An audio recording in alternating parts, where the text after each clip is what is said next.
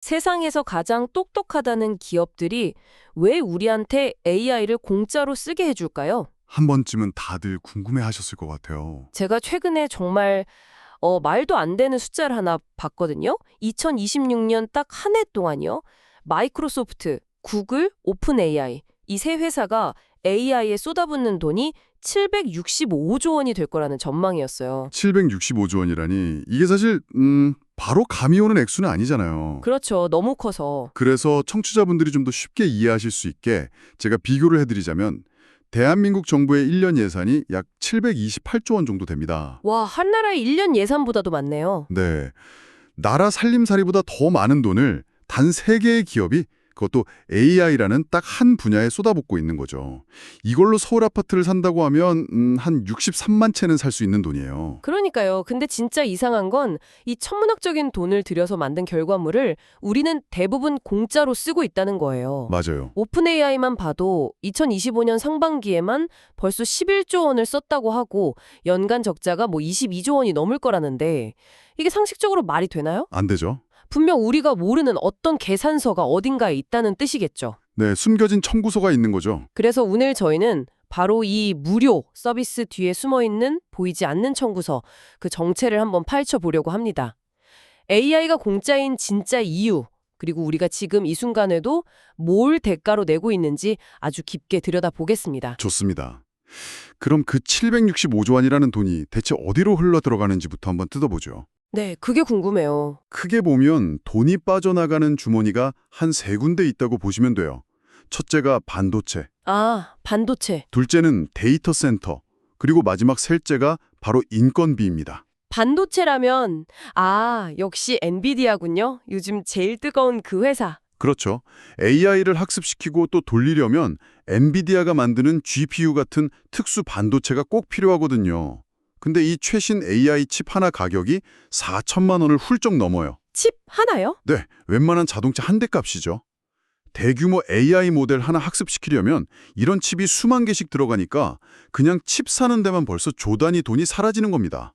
와, 칩 하나에 4천만 원. 그걸 수만 개씩. 상상도 안 되네요. 그럼 두 번째 데이터 센터는요? 제가 듣기로는 챗 GPT한테 질문 한번 하는 게 그냥 구글 검색보다 전기를 10배나 더 쓴다던데요? 네, 국제에너지기구 분석이 정확합니다. AI 칩들이 일하면서 내뿜는 열이 정말 어마어마하거든요. 이걸 시키지 않으면 서버가 다 타버리니까 거대한 냉각 시설이 필요하고 당연히 전력 소모도 상상을 초월하죠. 아, 실제로 대규모 AI 데이터 센터 하나가 웬만한 중소도시 전체가 쓰는 전력이랑 맞먹는 수준이에요. 그러니 그 유지 비용이 얼마나 들겠어요? 와, 제가 그냥 심심해서 AI한테 시 한 편 써달라고 할 때마다 도시 하나가 번쩍이고 있었던 거군요. 마지막은 역시 사람이겠죠. 인건비. 맞습니다. 실리콘밸리의 최고급 AI 연구원들은 그냥 똑똑한 사람들이 아니에요. 그렇죠. 거의 뭐 움직이는 기업 수준이죠. 연봉이 수십억 원에 달하는데 돈만 준다고 데려올 수 있는 것도 아니고요. 오픈 AI가 2025년 상반기에만 핵심 인재들 붙잡으려고 주식 보상으로 지급한 돈이 3조 5천억 원입니다. 3조 5천억 원이요? 네, 그야말로 인재 전쟁인 거죠. 듣고 보니 정말 돈 먹는 함하며 반도체, 데이터 센터, 인건비까지. 그럼 도대체 뭘 믿고 이렇게 엄청난 돈을 태우는 걸까요? 이 전쟁에서 이기면 뭘 얻길래요? 바로 그게 핵심입니다. 구글의 CEO 순다르 피차이가 이런 말을 했어요. AI 시장은 인터넷 시장보다 100배 크다. 100배요? 네, 인터넷이 구글이나 아마존 같은 세상을 지배하는 거인들을 낳았잖아요. 근데 그것보다 100배 큰 판이 열렸다는 겁니다.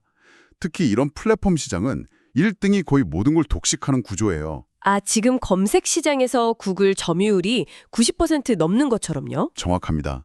그러니까 지금 몇십조 적자 보는 건 나중에 몇 경원을 벌기 위한 투자금 같은 거죠. 1등만 되면 본전 뽑고도 남으니까요. 와, 그래서 지금 벌어지는 상황을 치킨 게임에 비유하는 겁니다. 치킨 게임이요? 네, 두 대의 차가 서로를 향해 전속력으로 돌진하는 게임이죠. 여기서 먼저 핸들을 꺾는 쪽, 즉 우리 이제 돈 받을게요 하고 유료화를 선언하는 쪽이 지는 겁니다. 왜죠? 사용자들은 즉시 아직 공짜인 경쟁사 서비스로 전부 옮겨갈 테니까요. 누구도 먼저 겁쟁이가 되려고 하지 않는 거죠. 그 치킨 게임의 판돈이 진짜 어마어마하다는 게 느껴지는 게 오픈 AI랑 소프트뱅크가 발표한 스타게이트 프로젝트만 봐도 알 수 있어요. 아, 네. 140조 원을 투자해서 AI 데이터 센터를 짓겠다는데 보통 4년 걸릴 공사를 11개월 만에 끝냈다고 하죠. 이건 그냥 써보실 몇 개 짓는 수준이 아니잖아요. 그렇죠. 이건 뭐 말 그대로 AI 제국의 수도를 건설하겠다는 선언 같은 거였죠. 맞아요. 그리고 그 무료 전략이 얼마나 효과적이었는지는 숫자가 딱 보여줍니다. 챗 GPT가 출시단 2개월 만에 월간 사용자 1억 명을 돌파했어요. 2달 만에요? 네. 이게 얼마나 빠른 거냐면 인스타그램이 2년 반, 틱톡이 9개월 걸렸던 기록이에요. 와. 2025년 지금 주간 활성 사용자가 7억 명에 달하는데 이 모든 성장의 가장 강력한 엔진은 단연 공짜였던 거죠. 한국도 정말 마찬가지인 것 같아요. AI 트렌드 리포트 2016을 보니까 한국인 4명 중 3명이 AI를 써봤고 일주일에 한 번 이상 쓰는 사람도 72%나 되더라고요. 오, 굉장히 높네요. 근데 진짜 재밌는 건 돈 내고 AI만 쓰는 사람은 고작 2.3%라는 거예요.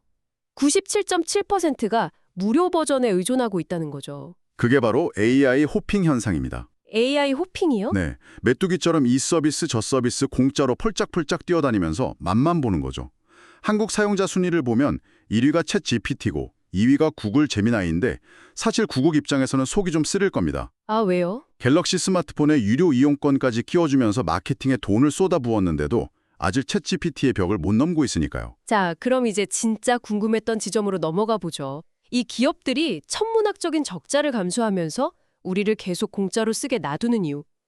그들이 작성하고 있는 보이지 않는 청구서의 첫 번째 항목은 대체 뭘까요? 이게 좀 충격적으로 들릴 수 있는데요. 그 첫 번째 청구 항목의 정체는 바로 당신의 노동력입니다. 제 노동력이요? 네, 지금 이 방송을 듣는 당신은 오픈 AI의 무급 AI 훈련사로 일하고 있습니다. 잠깐만요.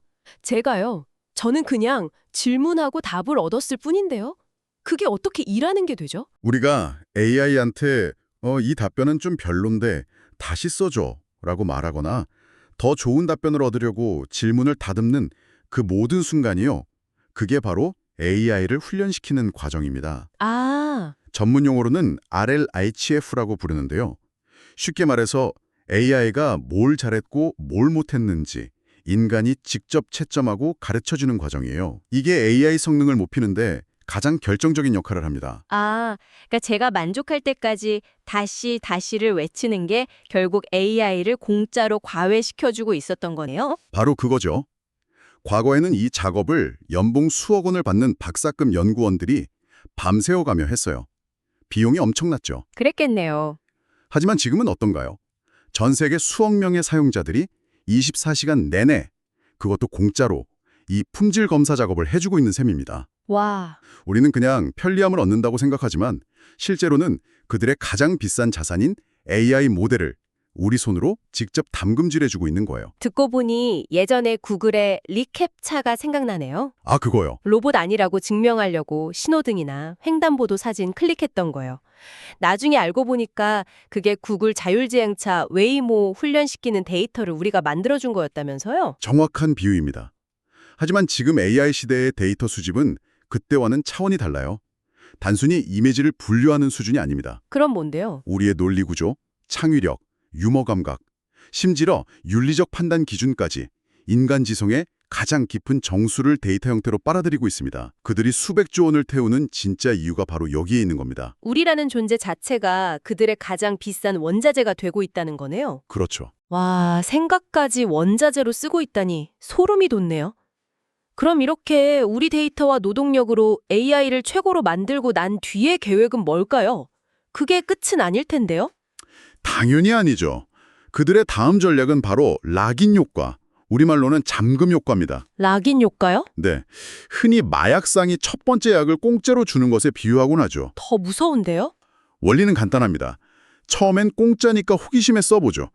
그러다 점점 과제할 때, 엑셀 함수 짤 때, 코딩할 때 쓰면서 AI 없이는 일이 힘들어지는 단계에 이릅니다. 아, 맞아요. 그리고 어느 순간 돌아보면 이 AI는 내 업무 스타일, 내가 자주 쓰는 말투, 과거 프로젝트 히스토리까지 전부 기억하고 있어요. 나보다 나를 더 잘하는 완벽한 개인 비사가 되어 있는 거죠. 아, 저 벌써 그 단계를 좀 느끼고 있어요. 이제 와서 다른 AI를 쓰려면 제가 했던 모든 걸 처음부터 다시 가르쳐야 하잖아요. 생각만 해도 피곤하네요. 바로 그 지점입니다. 그게 바로 경제학에서 말하는 전환 비용이 극대화된 상태예요. 전환 비용? 네, 내 모든 걸 아는 이 똑똑한 비서를 해고하고 아무것도 모르는 신입 비서를 뽑을 사람은 없으니까요. 빅테크 기업들이 기다리는 순간이 바로 그때입니다. 모든 사용자가 자신들의 생태계에 깊숙이 잠겨서 빠져나올 수 없게 되었을 때. 그때 진짜 청구서가 날아오기 시작할 거라는 거군요. 맞습니다. 아, 그때가 되면 지금 월 2만 원짜리 구독료가 20만 원, 50만 원이 되어도 어쩔 수 없이 내야 하는 상황이 올 수도 있겠군요. 그렇죠. 일을 해야 하니까요. 이게 바로 보일링 프로그, 즉 끓는 냄비 속 개구리 전략입니다. 물이 서서히 뜨거워지는 줄도 모르고 따뜻한 물에서 헤엄치고 있는 개구리가 바로 우리일지도 모른다는 거죠. 다른 나라들 움직임도 좀 심상치 않은 것 같아요. 물론입니다. 중국의 딥시크라는 AI가 챗 GPT랑 비슷한 성능을 훨씬 저렴한 비용으로 구현했다고 발표해서 시장을 놀라게 했죠. 기술력으로 무섭게 따라오고 있군요. 네. 유럽은 반대로 세계 최초로 AI 규제법을 통과시키면서 빅테크의 독주에 제동을 걸고 있고요. 엔스로픽이나 무스트랄 같은 유망한 스타트업들도 있지만 솔직히 이런 조 단위의 치킨 게임에서 자본력으로 버텨내기는 쉽지 않아 보입니다. 그럼 이런 거인들의 전쟁터 속에서 한국은 어떤 위치에 있나요? 미국에선 AI 거품론까지 슬슬 나오는데 우리는 이제 막 투자를 시작하는 분위기잖아요. 그게 바로 한국의 딜레마입니다. 최태원 대한상해 회장은 한국이 제대로 경쟁하려면 7년간 1,400조 원을 투자해야 한다고 말했죠. 1,400조요? 네, 천문학적인 액수죠. 하지만 AI 경쟁에서 뒤처지면 국가 산업 전체가 도태될 수 있다는 위기감이 팽배하고요. 반면 업계 현실은 차갑습니다. 조준희 한국 AI 소프트웨어 산업협회장은 현재 돈 버는 한국 AI 기업은 없다고 잘라 말하면서 공짜인식을 바꾸고 정당한 대가를 지불하는 문화부터 만들어야 한다고 호소했죠. 지금까지는 주로 경제적인 관점에서 보이지 않는 청구서를 이야기했는데 일론 머스크 같은 사람은 훨씬 더 근본적인 위험을 경고하고 있더라고요. 네, 맞아요. AI에게 거짓을 강요하면 AI가 미쳐버릴 수 있다. 이건 대체 무슨 뜻일까요? 그건 우리가 지금까지 얘기했던 락인 효과의 최종 진화 버전이라고 할 수 있습니다. 최종 진화 버전이요? 네, 특정 제품이나 서비스에 종속되는 걸 넘어서 특정 기업이 만들어낸 현실에 종속될 수 있다는 아주 섬뜩한 경고죠. 현실에 종속된다고요? 한번 생각해 보세요.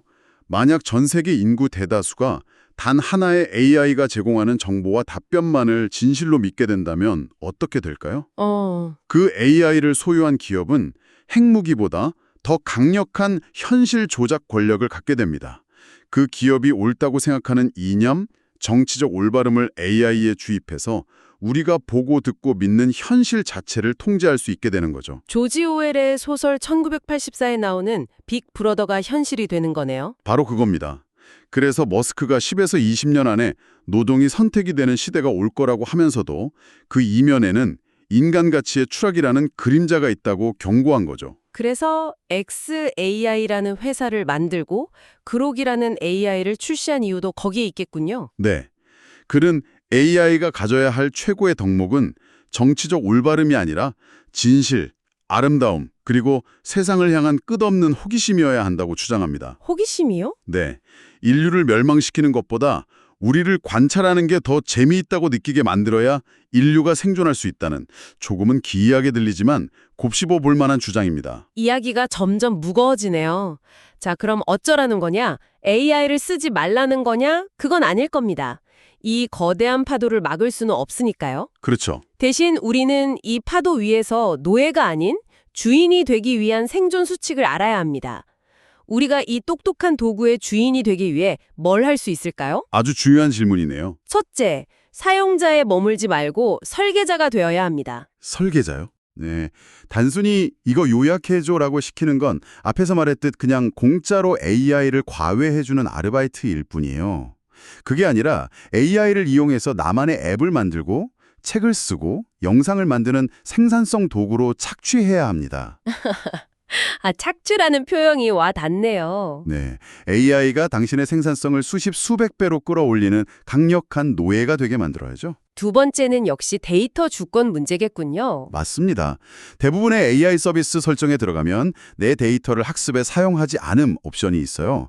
조금 귀찮더라도 반드시 이 설정을 켜두세요. 아, 꼭 해야겠네요. 그리고 절대 회사의 기밀 정보나 아주 개인적인 이야기, 당신만의 독창적인 아이디어는 AI에 함부로 입력하지 마세요. 당신의 경험과 통찰은 공짜가 아닙니다. 마지막 세 번째 수칙이 어쩌면 인간의 마지막 자존심일 수도 있겠네요. 네, 바로 생각의 근육을 잃지 않는 겁니다. AI는 아주 그럴듯하게, 심지어는 아주 자신감 넘치는 태도로 거짓말을 하거든요. 그 환각, 헬로시네이션 현상 말씀이시죠? 맞아요.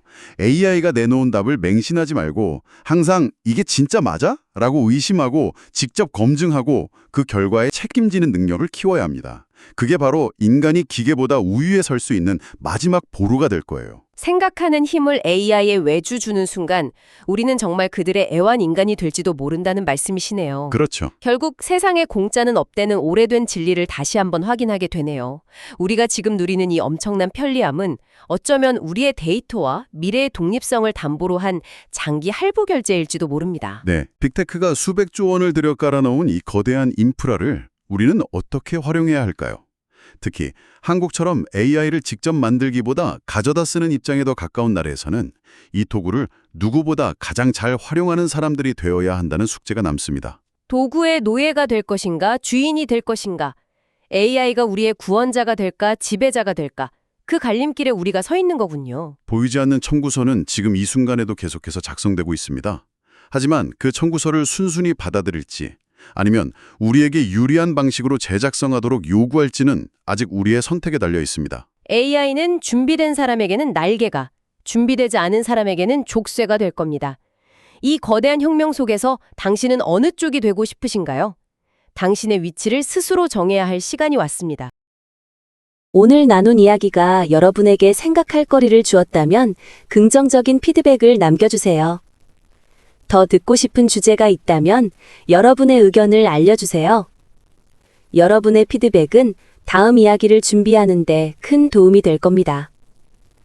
다음 이야기들을 놓치지 않으려면 구독과 알림을 설정하세요. 여러분의 선택 하나하나가 여러분의 삶을 만들 겁니다.